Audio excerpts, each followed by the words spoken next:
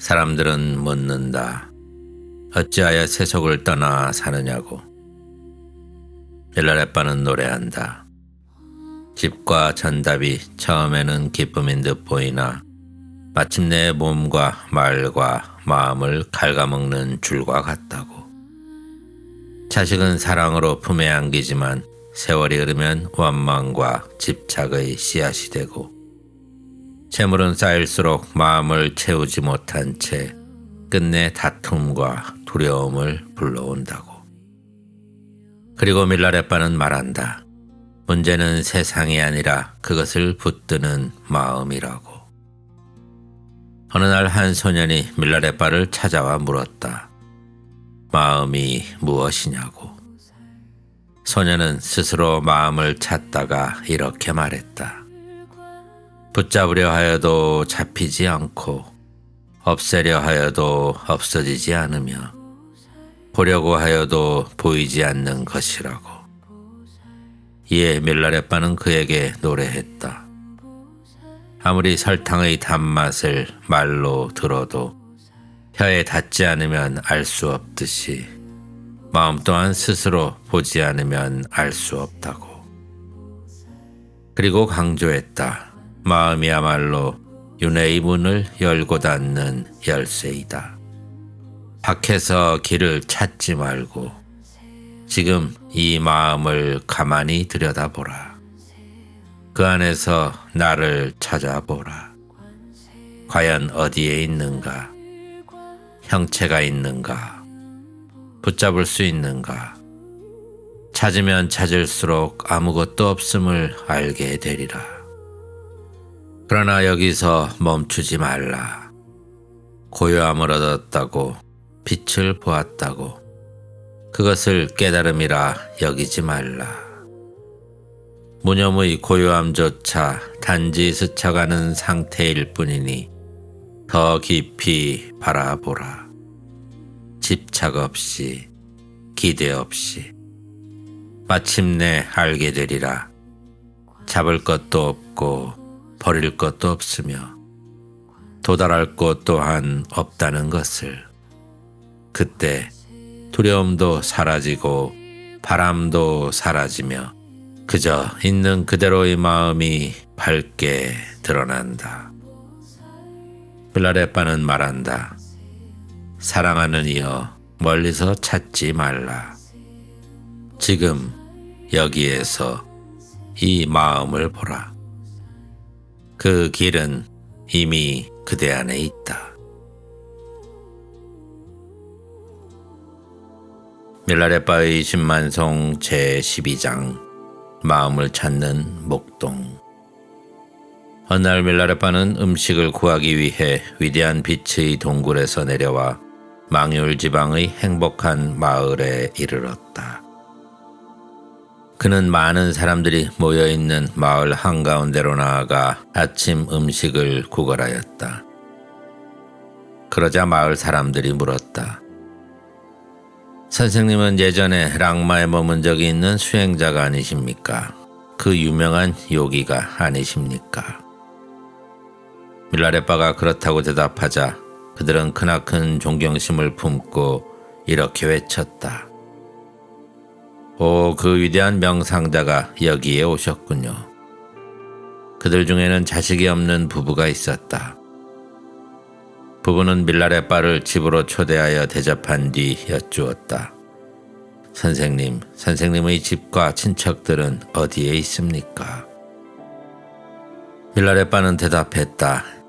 나는 친척과 고향을 떠난 가난뱅이요. 그들도 나를 포기한 지 오래지요. 그러자 부부는 기뻐하며 외쳤다.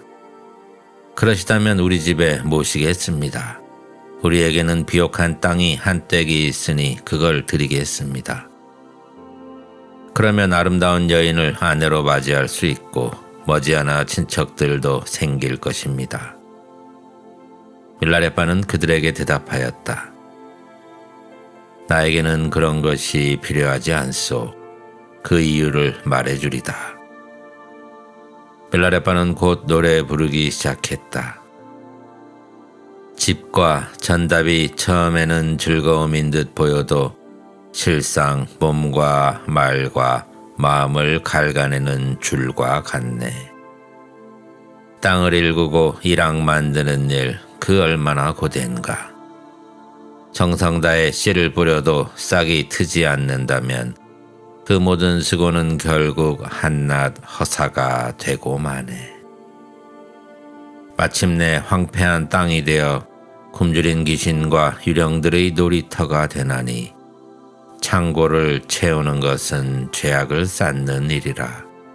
내 심장 갈가댈 것이 틀림없다네. 덧없는 감옥에 난 머물고 싶지 않아서 그대의 가족 되지 않으리라. 그러자 부부가 말했다. 그런 말씀하지 마세요. 좋은 가문에서 자라난 훌륭한 여인을 소개해 드리겠습니다. 그녀는 훌륭한 신부가 될 거예요. 그녀를 소개해 드릴 테니 부디 청을 뿌리치지 말아주세요. 밀라레파는 다시 노래하였다. 처음에 여인은 천사와 같아서 보면 볼수록 눈을 뗄 수 없네. 중년이 되면 흐리멍텅한 눈동자 악마와도 같아서 한마디 말하면 두마디로 되받고 머리채 휘어잡고 정갱이를 걷어차네. 지팡이로 때리면 국자를 던지네. 늙은 할망구는 이빨 빠진 암소. 성난 눈동자엔 악마의 불길 타올라 남편의 심장을 파고드나니 다툼과 언쟁이 싫은 나는 여인을 멀리하네. 그대들이 권하는 아리답고 젊은 여인, 내 입맛에는 전혀 맞지 않다네. 그러자 남편이 다시 물었다. 친애하는 수도자시여, 나이 들어 임종에 가까워지면 젊었을 때처럼 인생을 향유할 수 없고 더 이상 즐거운 일도 일어나지 않습니다. 게다가 저에게는 아들이 없으니 이런 낭패가 또 어디 있겠습니까? 선생님께서는 어떠신가요? 자식이 전혀 필요 없다는 겁니까? 밀라레파는 응답의 노래를 부르기 시작했다. 어릴 때의 아들은 하늘의 왕자인 양 너무나 사랑스럽고 귀여워 애정을 간수하기조차 어렵네. 그런 아들 장성하면 주제넘은 채권자인 양 모든 재산 다 물려줘도 적다고 불평하네. 예쁜 아내 맞아들여 양친을 쫓아내니 아버지가 불러도 대꾸 없고 어머니가 고함쳐도 들은 척 만척 이웃사람 엿듣고 거짓 소문 퍼뜨리니 자식은 마침내 원수가 되더라. 이를 마음에 새긴 나는 윤회의 질곡 벗어났으니 아들이니 조카니 내 입맛에는 전혀 맞지 않네. 그들 부부는 밀라레파에게 공감하며 말했다. 선생님께서 하신 말씀은 참으로 옳습니다. 때로는 아들이 부모의 원수가 되기도 하지요. 하지만 딸을 가지면 어떨까요? 딸에 대해서는 어떻게 생각하시나요? 밀라레파는 응답의 노래를 불렀다. 어릴 때의 딸아이는 미소를 머금은 천사 같아서 금지옥엽 애지중지 눈에 넣어도 아프지 않네. 하지만 나이 들어 시집만 가봐라. 아버지 면전에서 가구를 옮겨가고 어머니 등 뒤에서 좀도둑처럼 훔쳐가네. 부모가 칭찬 않고 소원을 들어주지 않으면 진정되고 오해하고 불구락 푸르락 서슴없이 화를 내네. 잘 돼봐야 남의 좋은 일이나 시키고 못되면 재앙과 불행을 불러오는 장본인 되네. 여인네란 언제나 근심거리 두통거리. 이를 마음에 새긴 자는 돌이킬 수 없는 불행을 피해서 가니 여인네는 내 입맛에 전혀 맞지 않다네. 부부는 밀라레파에게 다시 물었다. 아들과 딸이 필요하지 않을 수도 있겠군요. 하지만 친척들이 없으면 삶이 너무 외롭고 비참하지 않을까요? 친척에 관해서는 어떻게 생각하시는지요? 이에 밀라레빠는 노래하였다. 처음으로 친척을 만나면 행복하고 즐거워 봉사하고 환대하며 담소하네. 곡이며 술의 향은 끊이지 않네. 하지만 결국에는 이만큼 주었으니 저만큼 달라며 뭔가를 바라게 되네. 화를 내고 불평하여 불행과 원망의 씨앗이 되네. 이를 마음에 새긴 자는 친척도 친구도 바라지 않나니 친척이나 이웃은 내 입맛에 맞지 않네. 부부는 밀라레빠에게 말하였다. 과연 친척도 필요 없겠군요. 한데 저희에게는 재산이 많아요.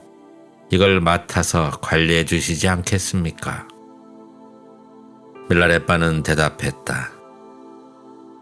태양과 달이 한 장소만을 비추지 않듯이 나는 모든 중생들을 위해서 살아갑니다. 따라서 당신들 가족의 일원으로 머물 수는 없소. 당신들은 단지 나를 보는 것만으로 이 생과 내 생에 축복받을 것이요. 나는 또한 지순한 정토에서 당신들을 다시 만나기를 바라오. 그러면서 밀라레빠는 다시 노래 부르기 시작했다. 재산이란 가진 자를 기쁘게 하고 다른 사람을 부럽게 하네. 하지만 아무리 많이 가져도 만족할 줄 모르니 마침내 구두쇠 악마가 되게 하네. 때문에 선한 일에 가진 재산 털어놓기 참으로 어려워 부는 원수를 자극하고 귀신을 부추기니 죽으라고 벌어도 쓰는 사람 따로 있게 마련. 하여 마침내 목숨 걸고 다투게 되나니 돈과 재물 축적하면 원수가 몰려드네. 덧없는 윤의 세계 미망을 버렸으니 내 어찌하여 눈 속이는 악마의 재물이 되랴. 이 노래를 들은 부부는 밀라레빠에 대한 흔들리지 않는 신심을 지니게 되었다. 그들은 모든 재산을 진리를 위해 바치고 스승의 가르침을 실천하여 사막도에서 영원히 벗어났다. 그들은 죽어서 깨달음의 대도로 들어가 점차 불타의 경지로 나아갔다. 이 일이 있은 뒤 스승은 랑마에 있는 깨달음의 동굴로 돌아갔다. 예전의 신도들이 덜어 찾아와 봉사하고 예물을 바쳤다. 스승은 이 동굴에 머물며 산매에 젖어 있었다. 어느 날 2명의 목동이 밀라레빠를 찾아왔다. 그중 어린 목동이 여쭈었다. 선생님에게도 친구가 있나요? 밀라레빠는 대답했다. 그래, 나에게도 친구가 있단다. 누구죠? 그 이름은 보리심이란다. 지금 어디에 있나요? 우주의 씨앗의식 아레아식이라는 집안에 있지. 그게 어디에 있는 집인가요? 이 육신이 바로 그 집이란다. 그러자 나이든 목동이 말했다. 선생님, 저희들은 돌아가는 편이 낫겠어요. 선생님은 저희들에게 길을 가르쳐 줄 수 없잖아요. 어린 목동이 다시 여쭈었다. 우주의식은 마음을 뜻하고 육신은 마음의 집을 뜻하는가요? 바로 그렇단다. 소녀는 계속 물었다. 선생님, 집이라는 것은 한 사람의 소유이지만 그곳에는 수많은 사람들이 들어갈 수 있으며 언제나 많은 사람이 하나의 집에 살고 있지요. 그렇다면 마찬가지로 하나의 육신에는 오직 하나의 마음만이 살고 있나요? 아니면 수많은 마음들이 살고 있나요?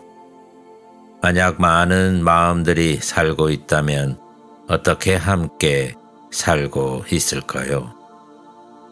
자, 이제부터 육신 속에 마음이 하나 살고 있는지 여럿이 살고 있는지는 네가 스스로 찾아보도록 하여라.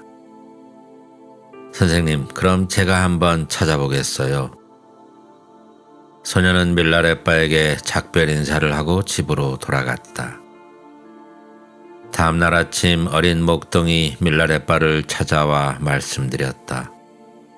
선생님, 제가 어젯밤에 밤늦도록 마음을 이리저리 살펴보았더니 마음은 하나뿐이었어요. 그 마음은 없애려 하여도 없어지지 않고, 죽이려 하여도 죽일 수 없고, 붙잡으려 하여도 잡히지 않고, 눌러두려 하여도 눌러둘 수가 없었어요. 머물게 하려 해도 가만히 있지 않고, 도망가게 버려둬도 달아나지 않고, 모아두려 하여도 묶여있지 않았어요.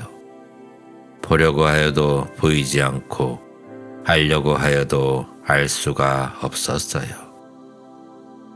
그것이 있는 것이라면 버릴 수 있을 텐데 버릴 수도 없었고, 그것이 없는 것이라면 있음을 느끼지 않아야 할 텐데 항상 움직이고 있었어요.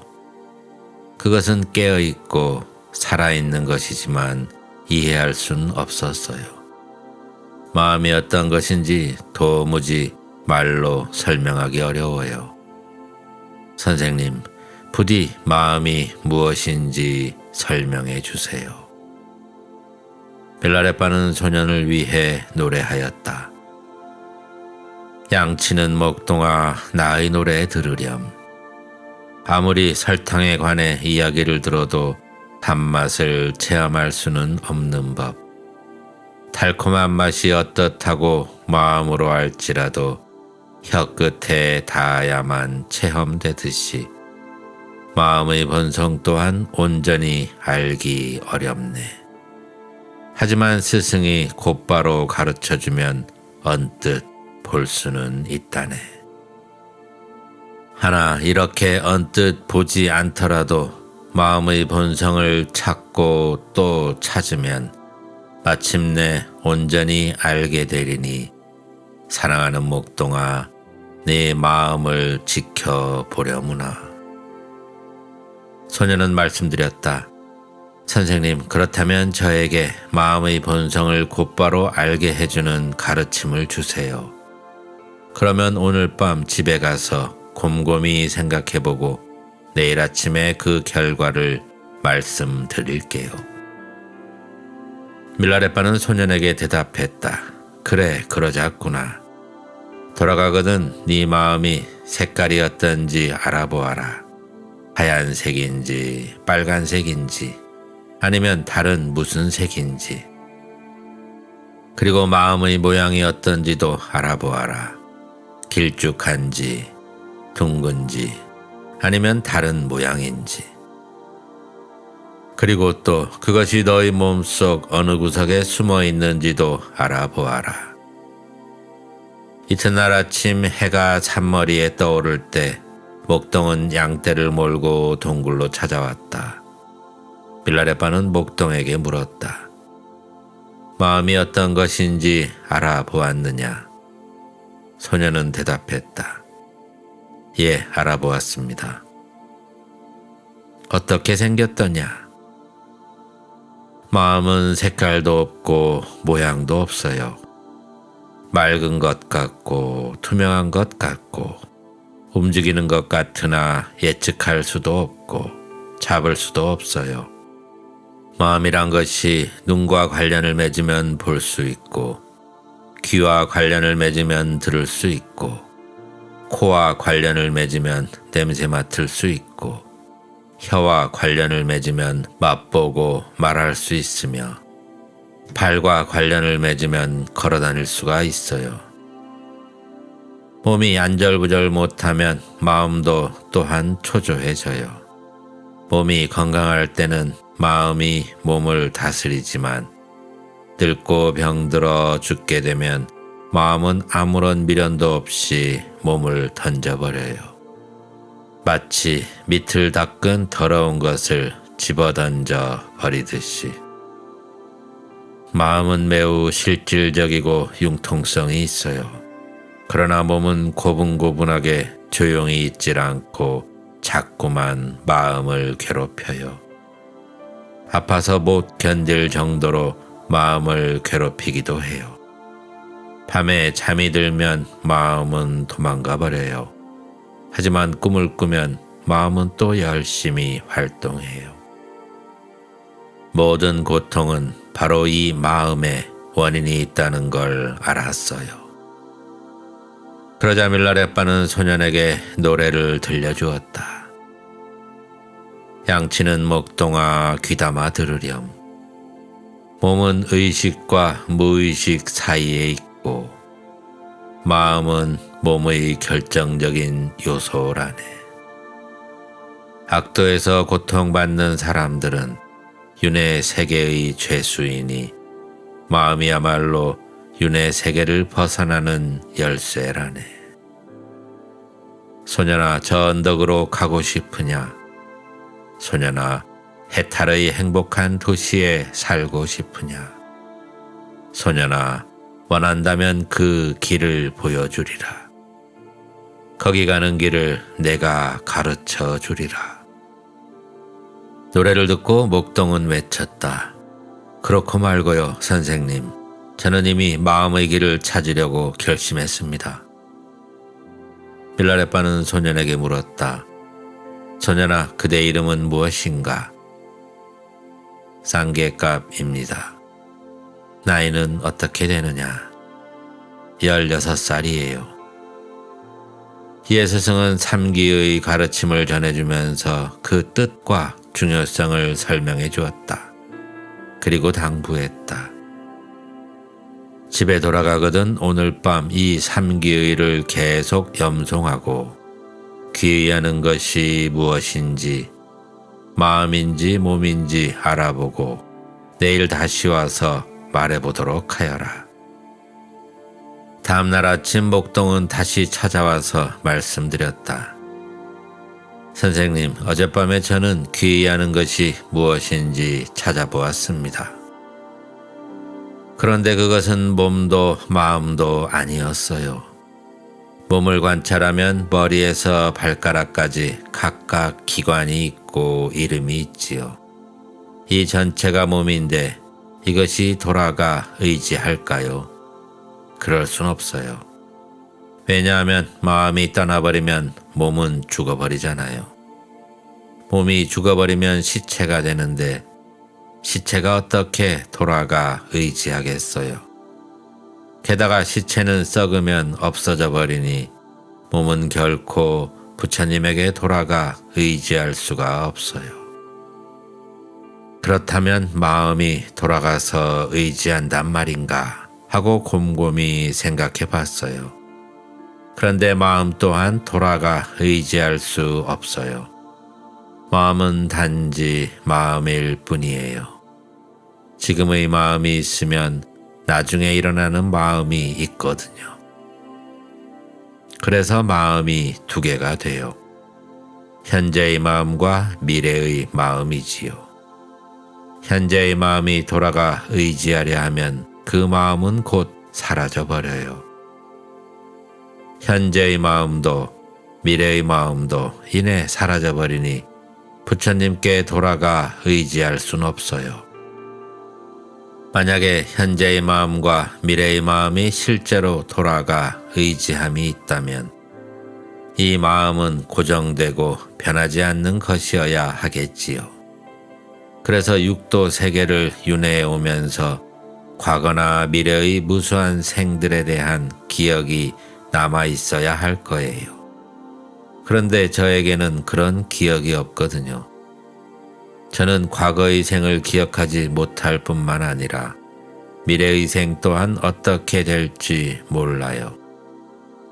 작년의 마음과 어제의 마음은 이미 지나가 버렸고 내일의 마음은 아직 오지 않았고 현재의 마음은 변하고 있어 가만히 있질 못해요. 선생님, 저에게 설명해 주세요.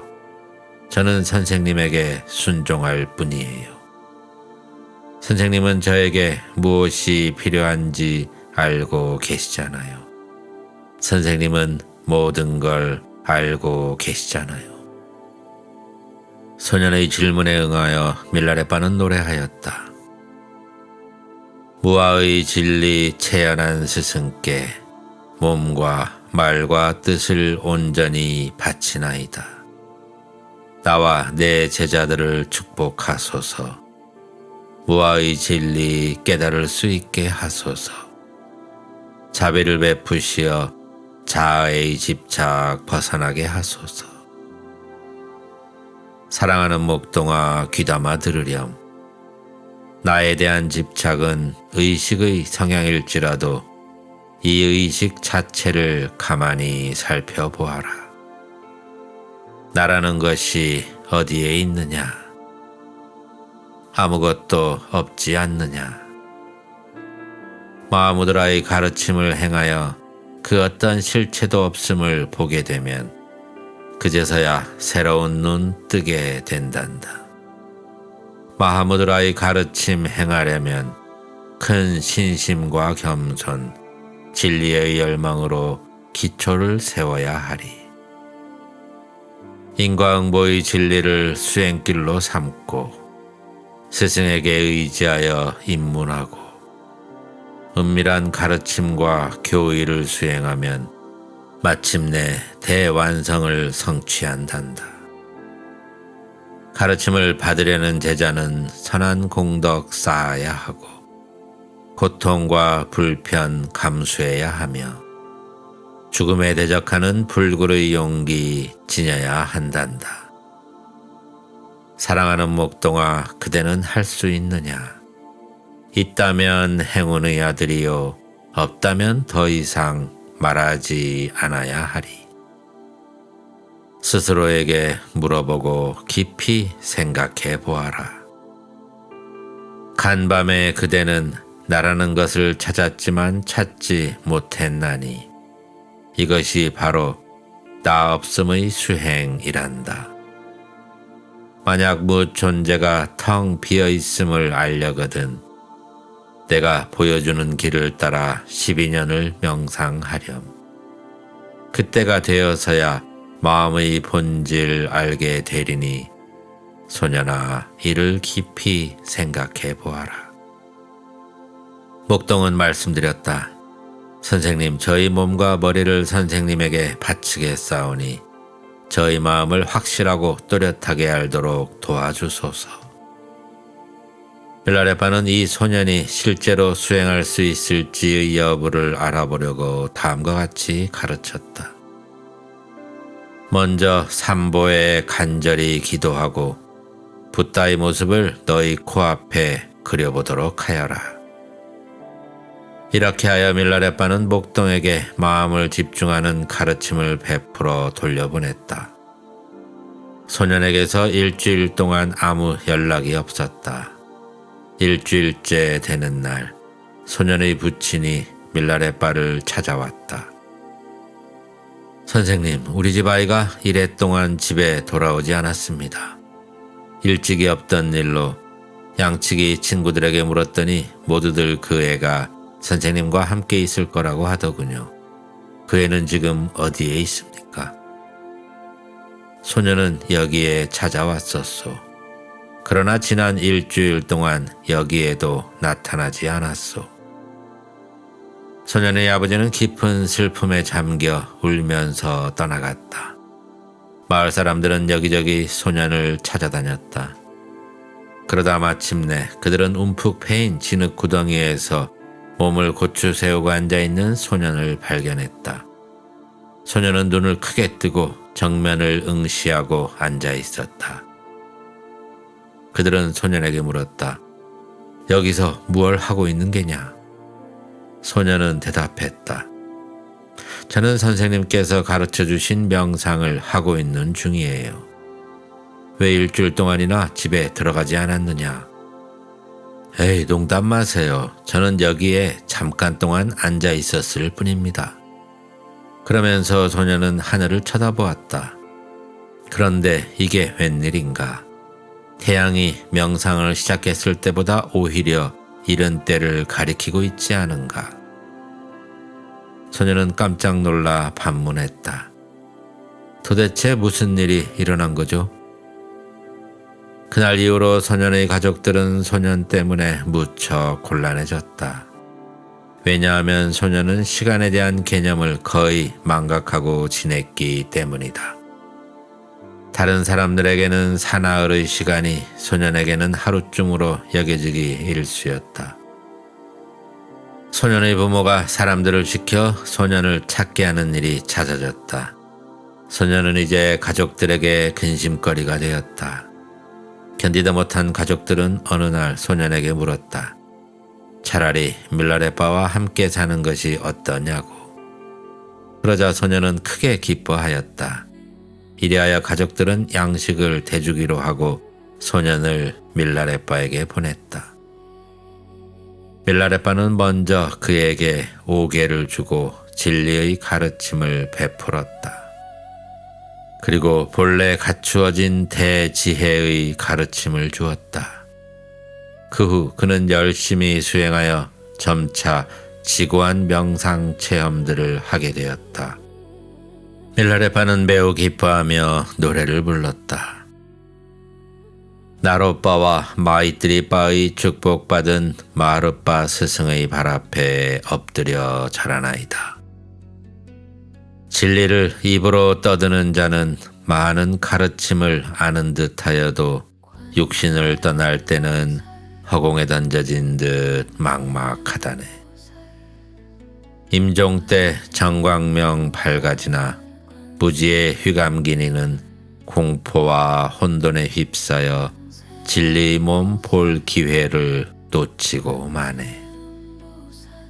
일생 동안 경전을 연구하여도 죽음에 임하여 마음이 떠나는 순간에 아무 도움도 되지 못하네.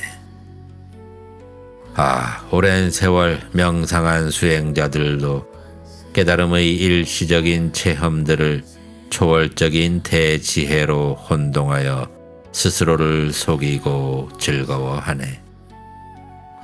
하여 죽음이 닥쳐와 법신의 초월지가 밝게 빛나도 어머니 광명과 아들 광명을 하나로 만들지 못하니 살아생전의 명상도 도움되지 못하고 악도에 떨어질 위험은 여전히 남아있네.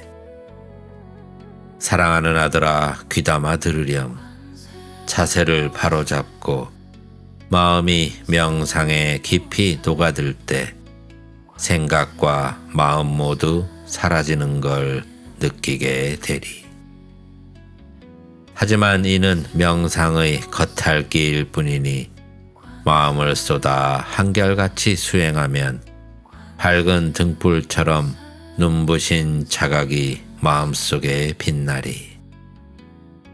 그것은 꽃과 같아 순수하고 밝으며 광막하고 텅 빈 하늘을 응시하는 느낌이네. 텅 비어있음을 깨달음은 밝고 투명하면서도 생생하기만 하네. 그러나 눈부시게 투명한 이 무념의 체험은 선정에 대한 느낌일 뿐이니 이것을 토대로 삼아 더욱 삼보에 간구하며 깊은 사색과 관조로 실상을 꿰뚫어야 하리. 이리하여 무아의 대지혜는 깊은 명상의 생명줄에 묶이네. 자비의 힘과 보리심에 대한 서원으로 깨달음으로 가는 큰 길을 분명하고 또렷하게 알면서도 사실 아무것도 보는 바가 없네. 하여 기대와 두려움 녹아 도달함 없이 불타의 경지에 이르고 바라봄 없이 진리의 몸을 보며 수고함 없이 모든 일을 성취하네. 사랑하는 아들이여, 진리를 찾는 이여, 이 가르침을 가슴속에 깊이 간직하렴. 빌라레빠는 그 후 목동에게 완전한 입문식을 베풀고 입에서 입으로 전해져 내려온 가르침을 전수하였다. 소녀는 이를 수행하여 더할 나위 없는 체험과 깨달음에 도달하였다.